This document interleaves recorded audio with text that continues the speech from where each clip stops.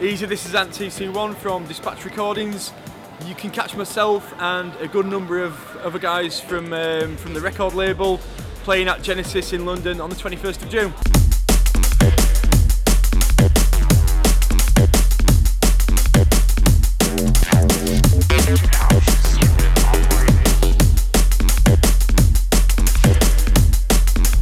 Dispatch Recordings, it's a record label that started in 2001. It wasn't a label that I started. A lot of people credit me for that and kind of believe that, but that's not the case, just to be completely honest. I'd like to lie and say it was me that started it, but it wasn't.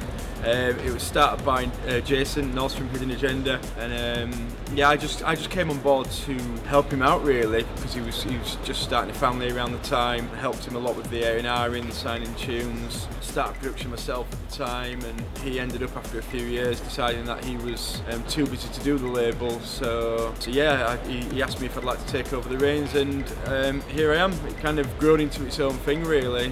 Yes, it's taken a lot of hard work, but a lot of that's come from a lot of the artists, myself, everyone who works with me and supports me, and yeah, it's a good thing to do. I've really enjoyed it.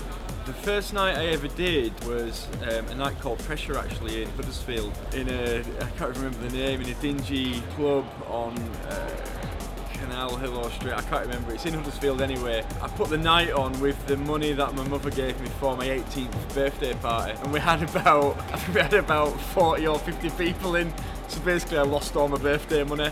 The craziest thing I've ever seen on an event, possibly just overall, sometimes when you see certain people in the club and you just think you really shouldn't be in here, someone who might be about 70 years old and doesn't really know what's going on, they're just sat at the bar drinking, not really into the music, that kind of thing. Stood on the dance floor pretty much naked, or pulled out some of the private bits and just started dancing like it's normal.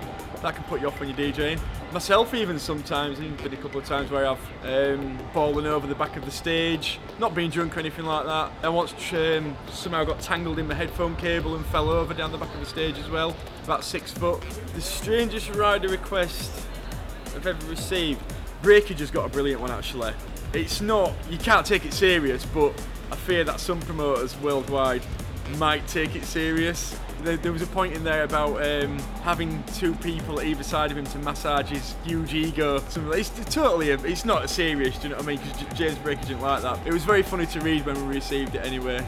London drum and bass, I think, compares to the rest of the world in the following way really. I think the D&B scene in London is still the strongest place in the world. Other cities have got good scenes. I still think the UK is the hotbed for drum and bass, but it's amazing to be able to have the opportunity to go to other cities, other cultures, and you know, get a taste and a feel for that while going out and playing good music that we all enjoy and love, to a lot of crowds who most of the time hopefully enjoy it. Hands down, London for me, it's still one of the places where it goes off the most. Yeah, so hats off London, even though I'm from Leeds.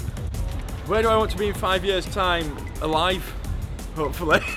Getting more sleep, looking less tired. I still love everything. I sound like a real moaner here, but I'm obviously very busy with the festival work that I do for Outlook and Dimensions. I manage Dispatch Recordings, of course, as you know, and I also manage Metalheads now. Yeah, it's very fulfilling of any spare hour I've got in the day, I dare say that much. In 5 years I hope to be drinking a bit less on a weekend, feeling a little bit healthier, having something that resembles a 2 or a 4 pack around the stomach area, looking in the mirror and seeing Brad Pitt, I guess. A lot of punters are switching genres. A lot of the crowds are a lot of the drum and bass crowds that we knew, at least. I do know of quite a few of them that have switched to trap or to bassy house music. I think we keep our crowds more by making sure the nights are good and consistent, giving people what they're after. I don't know if it's really something we can control. I think if people find another genre more popular and want to start going to nights that put on other genres of music different to ours, I don't think we'll really change, because my heart wouldn't really be in it, if that makes any sense. So I think the day that people vote with their feet and don't come out to the D&B nights we put on, or all the other promoters put on, is probably the day we should stop doing it. Drum and bass nights that are really catching my eye, Genesis, of course, which we're at on the 21st of June. Am I right? Yeah.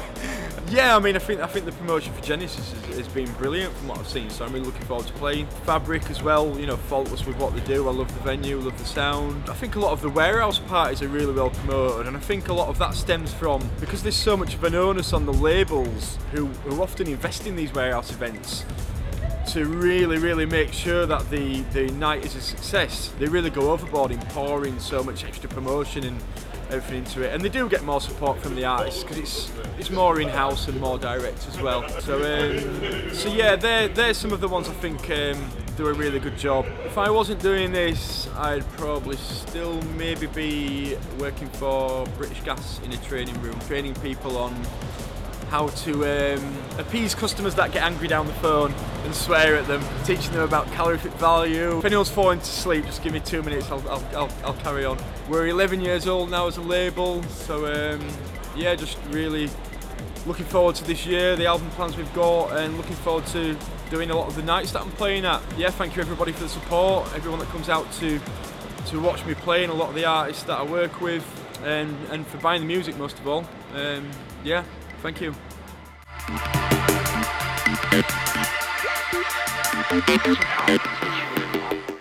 Hi. Do not, yeah, cut that out. I'm gonna get beaten up for this, aren't I?